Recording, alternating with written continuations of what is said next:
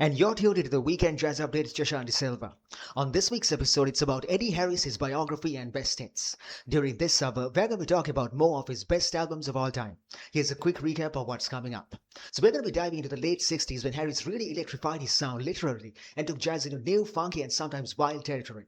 We'll start with the electrifying Eddie Harris, where Harris wields the baritone electronic sax to create grooves that are both danceable and adventurous. And yes, we'll be talking about Listen Here, the track that became a soul jazz classic. Then we head to Swiss Movement, the live Montreux Jazz Festival masterpiece with Les McCann and Benny Bailey. Harry's tenor balls, the crowd moves and the energy is infectious. Next up, Silver Cycles, his cosmic experimental exploration of post-bop, Latin rhythms and electronic sounds. Harry stretching the boundaries of what jazz could do. And we'll wrap up with Plug Me In, a compact funky gem that blends baritone experimentation with Charles Stephanie's bright arrangements, showing Harris's playful and innovative side. So we're going to be talking about electrifying grooves, adventurous solos and groundbreaking experimentation. On this week's episode, it's about Eddie Harris, his biography and best hits. During this summer, we're going to be talking about more of his best albums of all time. So we trace his early career, smooth bop, soul jazz beginnings, his initial forays into funky experimentation. We start with the electrifying Eddie Harris in 1968. He's electrifying not just in energy but with the baritone electronic sax. The album opens up a world where jazz grooves meet soul, funk and electronic effects. The standout, Listen Here. 11 minutes of infectious danceable riffing, baritone effects and a rhythm section that will get your toes tapping. Critics at the time were dazzled by Harris's willingness to experiment and fans loved it. Beyond the big funky tracks, there's Theme in Search of a Movie, a ballad with strings and subtle baritone use. Harris showing he could sound romantic, soulful and futuristic all at once. The 1969 Swiss Movement, recorded live at the Montreux Jazz Festival with Les McCann and Benny Bailey. It's pure electricity. This is the album that made Harris famous even outside jazz circles. Picture it, an impromptu sitting captured by a single mic. McCann on piano and vocals, Benny Bailey on trumpet and Harris wailing on tenor. The opening track, McCann's Compared to What, became a cultural statement as much as a musical one. Harris's solos are raw, gospel-tinged and sizzling. Then there's Cold Dark Time, an up-tempo composition where Harris' honking tenor and funky grooves made the crowd move. This is soul jazz at its peak. Energetic R&B fused live jazz with spontaneity you can feel through the speakers. Next up, Silver Cycles, also recorded in 1969. Here, Harris dives into spacey avant-garde territory. The baritone is back, but now it's warped, twisted and exploring new sonic textures. The title track is a hypnotic swirl. 1974 Blues is a modal minor key meditation punctuated with wailing tenor lines, and infrapolation closes the album with freeform elasticity. Think of it as Harris experimenting with post-pop, Latin rhythms, early electronic processing. Not a commercial hit, but a cultural favorite. And rounding things out is Plug Me In, released in late 1968. It's a compact, funky album under 27 minutes, but packs variety. Harris uses the baritone judiciously, sometimes for echo, sometimes for distortion, giving the tenor a fresh color. Charles Stephanie's arrangements add depth with horn charts that make the small combo sound full and vibrant. Tracks like Live Right Now and Lovely As Today groove hard, while Ballad for My Love shows a softer, more romantic side. Fun trivia, the Beastie Boys would later nod to this album in their lyrics, a testament to Harris's reach beyond jazz circles. So these four albums, the electrifying Eddie Harris, Swiss Movement, Silver Cycles and Plug Me In, illustrate the electric side of Eddie Harris. He's experimenting with electronics, live improvisation, funky grooves and pushing jazz into new territories. From danceable grooves to cosmic soundscapes, it's a thrilling listen. If you thought Harris was just a smooth tenor guy, this era proves he was thinking decades ahead. On this week's episode, it's about Eddie Harris, his biography and best hits. Now it's time for some trendy music news. Vibraphoni's Joel Ross Gospel Music is now out on January 30th on Blue Note Records. And yes, the title is intriguing because despite what you might think, this isn't traditional rhythms. Ross and his band Good Vibes, Josh Johnson on alto sax, Jeremy Corrin on piano, Kanoa Mendenhall on bass and Jeremy Dutton on drums reimagine Bible stories from Genesis to Revelation through jazz compositions. Highlights, tracks like Wisdom is Eternal pair contemporary grooves with Ross's signature post-bop sensibilities. The final third of the album even features vocal guests including Laura Bibbs, adding layers to an already compelling soundscape. Critics praise it as 21st century post-bop with subtle emotional colorings, redefining what gospel can mean in jazz. For those curious, the album streams on Spotify. It's a must-listen for anyone that wants jazz that's ambitious, soulful and spiritually resonant. Even without traditional lyrics, Ross's storytelling through melody and rhythm is nothing short of mesmerizing. And that was some trendy music news on the Weekend Jazz Update with Jashanti Silva. We're going for a short break. We'll be right back after that. When we come back, we're going to be talking about more of Eddie Harris's best albums of all time. Stay tuned. And you're tuned into the Weekend Jazz Update with Jashanti Silva. On this week's episode, it's about Eddie Harris, his biography and best hits. During this summer, we're going to be talking about more of his best albums of all time. Here's a quick recap of what's coming up. So we are stepping back into the 1970s, a decade where Harris went on full funk, blending groove, humor and social commentary like no other saxophonist of his time. We'll start things off with Come On Dawn, a party-ready, groove-heavy session with thick electric guitars, organ and Harris' playful vocals.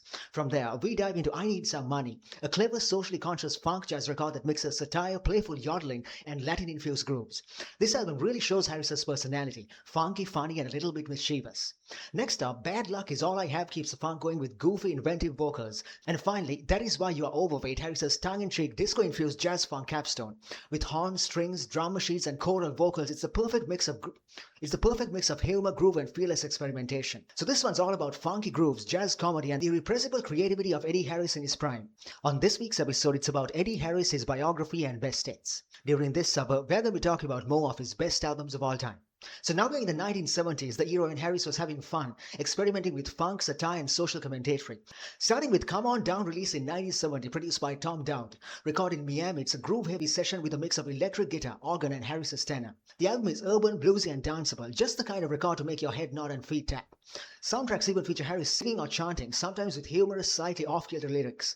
Think of songs like Don't You Know Your Future's in Space. It's funk jazz with personality. The band is tight. Cornel Dupree and Jimmy O'Rourke on guitars. Donald Duck Dunn on bass. Billy Carter on electric organ. Live Right Now, an instrumental rework from previous sessions, gives Harris space to solo feverishly over a bluesy jazz rock groove. Next up, we move to I Need Some Money, released in 1975. A social commentary and jazz funk record rolled into one. The title track laments the rising cost of living over a groove reminiscent of the OJ's. It's clever, danceable, and funky with elements of Afro-Latin percussion sprinkled in. Get On Down is full of quirky sounds, stomach growls, playful yodeling, jazz funk vamps, and I Don't Want Nobody, a near 12-minute epic, shows Harris at his emotional peak. Gospel-infused blues, electric textures, and a raw, heartfelt performance. Critics call this a best 70s album, a hidden gem that mixes humor, groove, and avant-garde ambition. Next, Bad Luck Is All I Have, also released in 1975, continues the jazz-fueled playful side. It's heavy on R&B grooves, with Harris adding comic vocals and quirky instrumentation. Guitarist Roland Muldrow's git organ adds texture, and percussionist Billy Bobo keeps the rhythms lively. Tracks like Get On Up and Dance are literally an invitation to the listener, with Harris inviting you to move. The album mixes extended instrumental grooves with tongue-in-cheek lyrics, showing Harris blending funk, jazz, and comedy in a way that few others have done. Finally, That Is Why You're Overweight, 1976, is the capstone of his funky, humorous 1970s phase. It's disco-infused jazz funk and full of playful social commentary. Harris sings, plays electric piano, and collaborates with a large ensemble including trumpets, trombones, strings, and choral vocals. Tracks like the title song poke fun at money, weight, and human foibles, while Why Do You Hurt Me and Flowers offer soulful melodic counterpoints. Even if critics were mixed, fans hear a fearless, adventurous musician pushing the boundaries of jazz, funk, and humor. So there you have it, these 4 albums, Come On Down, I Need Some Money, Bad Luck Is All I Have, and That Is Why You're Overweight, show Harris as a fun, experimental, and socially aware guitarist. By the mid-1970s, Harris had fully embraced his electric and funky identity, leaving a legacy that's still relevant for anyone looking to hear jazz that's groovy, witty, and ahead of its time. And that was some insight into more of Eddie Harris's best albums of all time, and this is the Weekend Jazz Update with Jashanti Silva.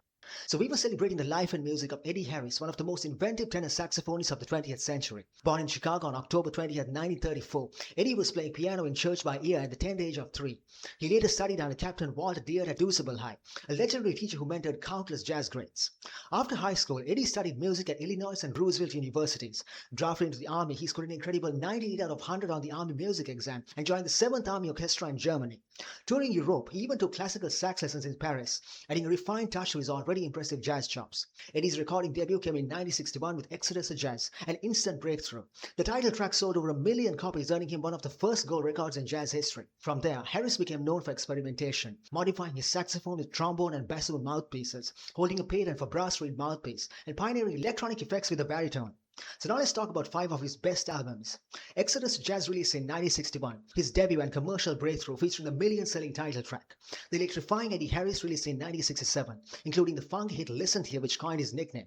The In Sound, released in 1966, home to Freedom Jazz Dance, a later Miles Davis staple. Swiss Movement, released in 1969, recorded live at Montreux with Les McCann, featuring Compare to What and Cold Duck Time, another gold record. A Study in Jazz, released in 1962, showcasing Harris's inventiveness and tonal finesse, blending tradition with experimentation. From soulful grooves to electrifying experiments, his music continues to inspire and delight decades later. And that was some insight into everything that we discussed on this week's episode of the Weekend Jazz Update with Jashanti Silva. And on that note, we've come to an end of this week's episode of the show. Don't forget, you can check out the archives of today's show on my YouTube channel, the Weekend Jazz Update with Jashan. So I'll see you again next week. Have a great week ahead.